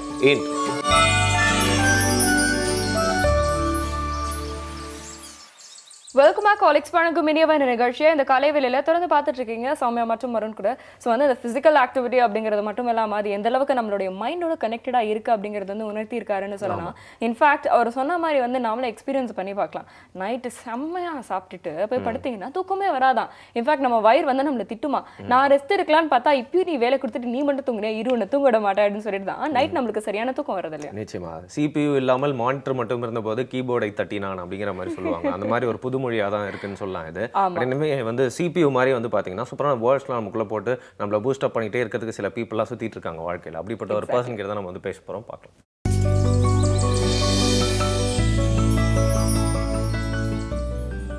ஒருத்தர் பொறுமையை வளர்த்துக்கணும் அப்படின்னா எதிலிருந்து பொறுமையை வளர்த்துக்கிறது? இந்த கேள்வியை ஒருத்தர் என்கிட்ட கேட்டார். ஒருத்தர் பொறுமைசாலியா இல்லையாங்கிறதை எப்படி கண்டுபிடிச்சிடலாம்? இப்போ பெரிய பிஸ்னஸ்லலாம் அந்த பிஸ்னஸ் டீலுக்கு நடுவில் ஒரு லஞ்ச் கொடுப்பாங்க. பிஸ்னஸ் நெகோசியேஷன் நடந்துக்கிட்டே இருக்கும். ஒரு 2 மணி நேரம் இவங்க வந்து சொல்லுவாங்க, இந்த மாதிரி செய்யலாம் அப்படின்னு, இவ்வளோ செலவாகும் அப்படின்லாம் சொல்லுவாங்க. அப்போ ஒரு லஞ்ச் பிரேக் ஒன்று வரும். அந்த லஞ்ச் பிரேக் எதுக்குன்னா, அந்த லஞ்ச் பிரேக்கில் தான் ஒருத்தர் பொறுமைசாலியாக, அவங்க நல்லவங்களா கெட்டவங்களா, நிதானமானவங்களா தீர்க்கமானவங்களா, சொன்னதை காப்பாற்றுவாங்களா, அவசர கொடுக்கையா, உணர்ச்சி வசப்படுறவங்களா, கோபப்படுறவங்களா அப்படிங்கிறது தெரிஞ்சுக்கலாம். இப்போ போய் சாப்பிடும்போது, ஒருத்தருக்கு சாப்பாடு போடும்போது நம்ம கவனிக்கலாம். யார் பரிமாறின உடனே சாப்பிட்றாங்களோ அவங்கள விட எல்லாம் பரிமாறி முடித்த பிறகு வெயிட் பண்ணி எல்லாரும் சாப்பிட்றாங்களான்னு பார்த்துட்டு சாப்பிட்றவங்களுக்கும் வித்தியாசம் இருக்குது. தான் இலையிலையோ தட்டுலையோ ஒரு பொருள் வச்ச உடனே எடுத்து சாப்பிட்டா என்ன அர்த்தம்னா இவங்க அவசர கொடுக்கை அப்படின்னு அர்த்தம். ரெண்டாவது, மற்றவங்களாம் சாப்பிட்றதுக்கு முன்னாடி நாம் சாப்பிட ஆரம்பித்தா நாம் செல்ஃபிஷ்னு அர்த்தம். எல்லாம் பரிமாறின பிறகு எல்லாரும் உட்காந்துருக்காங்களா, சாப்பிட்லாமா அப்படின்னு கேட்டுட்டு சாப்பிடும்போது இவங்ககிட்ட லீடர்ஷிப் குவாலிட்டிஸ் இருக்குது அப்படின்னு அர்த்தம். ரெண்டாவது, இவங்க தனக்கு சேரக்கூடிய பெருமையை எல்லாருக்கும் பகிர்ந்தளிப்பாங்க அப்படின்னு அர்த்தம். மூணாவது, அப்படி சாப்பிடும்போது அவங்க எப்படி சாப்பிட்றாங்கங்கிறத பார்க்கணும். சுவையானதெல்லாம் ஃபஸ்ட்டு எடுத்து சாப்பிட்டாங்கன்னா இவங்க மகிழ்ச்சியான விஷயங்கள் மட்டும்தான் முக்கியம்னு நினைக்கிறாங்க அப்படின்னு அர்த்தம். யார் வந்து சுவை குறைவாக உடல் நலத்துக்கு நல்லது இருக்கோ அதை முதல்ல சாப்பிட்றாங்களோ இவங்க கஷ்டமான ப்ராஜெக்டை முதல்ல முடிப்பாங்க, கஷ்டமான வேலையெல்லாம் ஃபஸ்ட்டு செய்வாங்க அப்படின்னு நம்ம தெரிஞ்சுக்கலாம். சாப்பிடும்போது வாயில் எடுத்து அடைச்சிக்காம நிதானமாக யார் சாப்பிட்றாங்களோ அவங்க எல்லாரையும் அனுசரித்து போவாங்க. அப்புறம் இவங்க பொறுமையாக ஒவ்வொரு விஷயத்தையும் கையாளுவாங்க, எதுக்கும் பேராசைப்பட மாட்டாங்க அப்படிங்கிறத தெரிஞ்சுக்கலாம். அதுக்கப்புறம் சப்போஸ் ஒரு சாம்பார் ருசியாக இல்லைன்னா இது நல்லாவே இல்லை அப்படின்னு அதை அப்படியே ஒதுக்குனாங்கன்னா இவங்களுக்கு பொறுமை கிடையாது, இவங்களுக்கு எல்லாரையும் அட்ஜஸ்ட் பண்ணுற கெப்பாசிட்டி கிடையாது, இவங்க நாக்குக்கு அடிமை அப்படிங்கிறத தெரிஞ்சுக்கலாம். சாம்பார் ருசியாக இல்லை அப்படின்னா கூட இது ஒரு பெரிய விஷயம் இல்லை, ருசிங்கிறது சாம்பாரில் இல்லை நம்ம மனநிலையில் தான் இருக்குது அப்படின்னு நினச்சிக்கிட்டு அதை கொஞ்சம் கூட கவலைப்படாமல் கொஞ்சமாக ஊற்றி சாப்பிட்டுட்டு அதுக்கப்புறம் வேஸ்ட் பண்ணாமல் அடுத்தது சாப்பிட்டாங்கன்னா அவங்களுக்கு நிச்சயமாக லீடர்ஷிப் குவாலிட்டிஸ்ன்னு இருக்குன்னு அர்த்தம். ஏன்னா அவங்க ஏதாவது ஒரு இடத்துல பிரச்சனை ஏற்பட்டாலோ ஒரு தடை ஏற்பட்டாலோ ஒரு தடங்கள் ஏற்பட்டாலோ அதனால் சோர்ந்து போக மாட்டாங்க, அதையும் தாண்டி அந்த பணியை அவங்க செய்வாங்க. அதுக்கப்புறம் மேஜையில் இருக்கிற எல்லாருக்கும் போதுமாக இருக்கா அப்படின்னு பார்த்துட்டு அதுக்கப்புறம் தனக்கு வேண்டியதை எடுத்து பரிமாறிக்கிட்டாங்கன்னா அவங்க ஒரு ஈகுலிட்டேரியன் மைண்ட் உள்ளவங்க. நாம் சாப்பிட்டா போதும், நாம் சந்தோஷமாக இருந்தால் போதும் அப்படின்னு நினைக்காம எல்லாருக்கும் எல்லாம் கிடைக்குதா அப்படின்னு பார்த்துட்டு அதுக்கேற்ற மாதிரி நடவடிக்கை எடுக்கிறவங்கன்னு அர்த்தம். அதுக்கப்புறம் அவங்க சாப்பிடும்போது கச்சிதமாக சாப்பிடணும், நிறையாவும் சாப்பிடாம குறைவாகவும் சாப்பிடாம சாப்பிட்டாங்கன்னா அவங்க எதையுமே சமத்தன்மையோடு பார்க்குறவங்கன்னு அர்த்தம். சாப்பிடும்போது அதை ஜென்டலாக சாப்பிட்டாங்கன்னா அவங்க இந்த வேலையை மற்றவங்களுக்கு வலிக்காத மாதிரி வாங்குவானுங்கன்னு அர்த்தம். ஆனால் அதை எடுத்து அள்ளி போட்டுக்கிட்டு அசிங்கப்படுத்தி கையெல்லாம் அசிங்கப்படுத்திக்கிட்டு சாப்பிட்டாங்கன்னா இவங்க இந்த வேலையை முடிப்பாங்க. ஆனால் அதுக்கப்புறம் நிறையா பாதிப்பு இருக்கும், அந்த ப்ராஜெக்ட் நல்லா இருக்காது, குவாலிட்டியாக இருக்காது, அழகாக இருக்காது அப்படிங்கிறத புரிஞ்சுக்கலாம். எல்லாரும் சாப்பிட்றத பார்த்துட்டு அவங்களுக்கு கம்பெனி கொடுத்துட்டு சாப்பிடாம தான் மட்டும் சாப்பிட்டுட்டு கையை கொண்டு போய் அலம்பினாங்கன்னா இவங்க வெறும் பணத்துக்காக தான் ப்ராஜெக்ட் செய்வாங்களே ஒழிய இந்த ப்ராஜெக்ட் ரொம்ப நல்லா வருங்கிற நினைப்பில் இவங்க செய்ய மாட்டாங்க அப்படிங்கிறத புரிஞ்சுக்கலாம். சாப்பிட்டு முடிக்கும்போது எதையுமே மிச்சம் வைக்காமல் இலையவோ பிளேட்டையோ சுத்தமாக வச்சுருந்தாங்கன்னா இவங்க இந்த ப்ராஜெக்ட் முடிஞ்ச பிறகு எந்த ஸ்பில் ஓவர் ஒர்க்கும் இல்லாமல் எந்த பெண்டன்சியும் இல்லாமல் அந்த ப்ராஜெக்டை முடிப்பாங்கங்கிறது தெரிஞ்சுக்கலாம். அதனால தான் பெரிய கார்ப்பரேட் செக்டார்லலாம் லஞ்சுன்னு ஒன்று உண்டு, அது ஒர்க்கிங் லஞ்ச். அது ரொம்ப ருசியான லஞ்சாக இருக்காது, ஆனால் தேவையான கலோரிஸ் இருக்கும். அந்த மாதிரி டைமில் ஒருத்தர் சாப்பிட்றத ஒரு சைக்காலஜிஸ்ட் பார்ப்பாங்க, அல்லது அந்த மேனேஜிங் டைரக்டர் ஒரு பெரிய எக்ஸ்பர்ட்டாக இருப்பார். அவர் ரீடிங் தி நான் வெர்பல் கம்யூனிகேஷனில் ஒரு பெரிய எக்ஸ்பர்ட்டாக இருக்கும்போது இவங்களை பார்த்து இவங்க சாப்பிட்றத வச்சு இவங்களுடைய அந்த பேராசை இதெல்லாம் பார்த்துட்டு இவங்க எப்படிப்பட்டவங்களாக வருவாங்க, இவங்க கரப்டாக இருப்பாங்களா, ஆனஸ்ட்டாக இருப்பாங்களா, இன்டெகிரிட்டியோடு இருப்பாங்களா, பார்ஷியலாக இருப்பாங்களா, சின்சியராக இருப்பாங்களா, லெத்தார்ஜிக்காக இருப்பாங்களா அப்படிங்கிற எல்லாத்தையுமே தெரிஞ்சுக்குவாங்க. அப்போ இது ஓவர் நைட்டில் பில்டப் பண்ணக்கூடிய ஒரு கேரக்டர் அல்ல. நீங்கள் எங்கே வேணால் போய் பாருங்கள், ஒரு ரெஸ்டாரண்ட்டில் கூட கொஞ்சம் நேரம் பார்த்தீங்கன்னா ஒருத்தர் சாப்பிட்றது அழகாக இருந்துச்சுன்னா அவங்க வாழ்க்கையே கண்ணியமாக இருக்கும். சில பேர் சாப்பிட்றத பார்த்தாலே தெரிஞ்சுக்கலாம் இவங்க சரியான ஆளுங்களாக இருக்க மாட்டாங்கன்னு. கொஞ்சம் நேரம் பார்த்தீங்கனாலே அவங்க சாப்பிட்ற விதம் அவங்களுடைய பொறுமையை காட்டி கொடுத்து விடும். இது சாப்பிட்றதுல மட்டும் இல்லை, ஒரு கையலம்புறதில் நம்ம தெரிஞ்சுக்கலாம், உட்கார்ந்துருக்கிறதுல தெரிஞ்சுக்கலாம். காலை தனக்கு ரொம்ப பரப்பி ஒரு 4 பேருடைய இடத்த ஆக்குப்பை பண்ணுற மாதிரி சில பேர் உட்காருவாங்க, அத்துமீறலோடு இப்படி உட்காருவாங்க. இதெல்லாம் என்னென்னா இவங்களுடைய ஆதிக்க மனப்பான்மை காட்டுகிறது. எனவே ஒருவருடைய பண்பு நலன்களை அவர்களுடைய நடத்தையிலிருந்து நாம் அறிந்து கொள்ளலாம். அவர்கள் பேசுவதற்கு முன்னால் உணர்த்துபவை அதிகம், அவர்கள் சொல்வதற்கு முன்னால் நமக்கு காட்டி கொடுப்பவை அதிகம், அவர்கள் வார்த்தைகளை தாண்டி வாழ்க்கையின் மூலம் புரிய வைப்பவை அதிகம். எனவே உற்று கவனிப்பதன் மூலம் ஒருவருடைய குணநலன்களை தெரிந்து கொள்ளலாம், அதற்கேற்றவாறு நடவடிக்கை எடுக்கலாம். இவற்றை ஒரே இரவில் கற்றுக்கொள்ள முடியாது. படிப்படியாக நம்மை செதுக்கினால் நம்முடைய பண்பு நலன்கள் சாப்பிடுவதிலும் வெளிப்படும், அமருவதிலும் வெளிப்படும், நடப்பதிலும் வெளிப்படும். நன்றி, வணக்கம். செம்மையான அந்த நாளை சிறப்பாக்கி முடிச்சிருக்காரு அப்படின்னு சொல்லலாம் இறையன் பாய் சார். பட் இதுக்கு தொடர்ச்சியாக வந்து இன்னைக்கு நம்ம பேசின விஷயத்துக்கு சம்பந்தப்பட்டு ஏதாவது ஒரு வலைதளம் எடுத்துட்டு வந்திருக்கீங்களா? எக்ஸாக்ட்லி, நான் ஒரு வெப்சைட் எடுத்துட்டு வந்திருக்கேன் வரும். இதோட நேம் பார்த்தீங்கன்னா medicalnewstoday.in. ஸ்பெல் பண்ணி காமிக்கிறேன். MEDICAL NEWSTODAY. ஓகேங்களா? Medical news. இந்த பேர்ல வந்து உங்களுக்கு வந்து நிச்சயமா வந்து புரிஞ்சிடும். ஆமா, ஏதாவது புதுசா வைரஸ் பிறந்தாலும் அதுல நியூஸ் வந்துருமே உடனே. ஆமா, உடனே இப்ப கண்டுபிடிச்சாங்கன்னா அடுத்த ஒரு மைக்ரோ செகண்ட்ல உங்களுக்கு வந்து அப்டேட் ஆயிடுது. ஆமா, நேத்து கூட நியூஸ் படிச்சேன். அந்த வைரஸ் வந்து பாத்தீங்கன்னா நம்ம உடம்புக்குள்ளே இருக்கான். கோடி கோடி வருஷமா அந்த வைரஸ்லாம் பக்கத்துல படுத்து தூங்கிட்டே இருக்கான். எப்போ எந்திரிக்குதோ தெரியாது. உடனே நம்மளோட பாடியில் நிறைய மாற்றங்கள்லாம் வந்துருமா. அது பர்சனலா உங்க பாடியில எங்க பாடியில இல்ல, மனித குலத்துக்கே வந்து ஒரு பரிணாம வளர்ச்சி வந்துரும் அப்படின்னு சொல்றாங்க. சோ அதை எந்திரிக்காத வரைக்கும் நல்லது. அந்த போர்வை பத்தி அப்படியே தூங்க வைங்க அப்படிங்க. எக்ஸாக்ட்லி. சோ டார்மெண்டா வந்து இருந்துட்டே இருக்காங்க, அவங்களை கோவப்படுத்திடாதீங்க. அப்புறம் வந்து எல்லாரும் கிளம்பிடுவாங்க அப்படிங்கிறது தான் வந்து சொல்லலாம். கலோக்கெலா அப்படின்னு வந்து சொல்லலாம். சோ இது மாதிரி வந்து என்னென்ன விஷயங்கள்லாம் வந்து மெடிக்கல் ஃபீல்ட்ல புதுசா அட்வான்ஸ்மெண்ட்ஸ் வந்திருக்கு. இன்ஃபேக்ட் இன்னைக்கு நம்ம பேசின நிறைய விஷயங்கள்லாம் கூட அதோட அட்வான்ஸ்மெண்ட்ஸ் பத்தி நம்ம வந்து தெரிஞ்சுக்கலாம். பிசிக்கல் ஃபிட்னஸ் பத்தி பேசணும் இல்லையா? அதுல கூட நீங்க இனிமே வந்து நடந்துட்டே இல்லாம சோஃபாலே உட்காந்துட்டு ரிமோட்லயே ஆக்சஸ் பண்ணிட்டு இருந்தீங்கன்னா இந்த பிரச்சனையெல்லாம் நீங்க சந்திக்கலாம் அப்படிங்கிறது வரைக்கும் அதுல இருக்கும். சரி, சம்மர் ஹாலிடேஸ் வேற வந்துச்சு. ஏதாவது ஊருக்கு இருக்க போறீங்களா இல்லையா? எங்கங்க, நமக்கு தான் டெய்லி வந்து நம்ம போங்க, நான் தனியா ஷோ பாத்துக்கிறேன். ஒன்றும் பிரச்சனை இல்லை. நீங்க இப்படி எல்லாம் யோசிச்சீங்கன்னு வச்சுக்கோங்களேன், உங்களுக்கும் ஸ்ட்ரெஸ் வர ஆரம்பிச்சிடும். அதுக்கப்புறம் அதுக்கும் நான் வந்து ஒரு வெப்சைட் எடுத்துட்டு வந்து சொல்லுவேன். இல்ல, எல்லாருக்கும் ஸ்ட்ரெஸ் அதுக்கு முன்னாடி ஷோ முடிச்சிடலாம். அதுவும் வந்து சரிதான். ஸோ இன்னைக்கு வந்து பாத்தீங்கன்னா பிசிக்கல் வெல்னஸ் அப்படிங்கிறதோட இம்பார்ட்டன்ஸ் பேசணும். இதே மாதிரி நாளைக்கு மறுபடியும் ஒரு ஸ்பெஷல் டாபிக்கோட உங்களை வந்து சந்திக்கிறோம். அதற்கு Tata and Baba from everyone. இந்த சம்மர் ஹாலிடேஸை எல்லாருமே உங்களால முடிஞ்ச அளவுக்கு ஜாலியா கொண்டாடுங்க, ஹெல்த்தியா. திருப்பி நாளைக்கு காலை உங்களை வந்து மீட் பண்றோம். அதற்கு கூலா இருங்க. Baba and Tata from my best friends Varun மற்றும் சௌமியா. ஆன் ஹாலிக்ஸ் பழகும் இனிய பாய். இன்று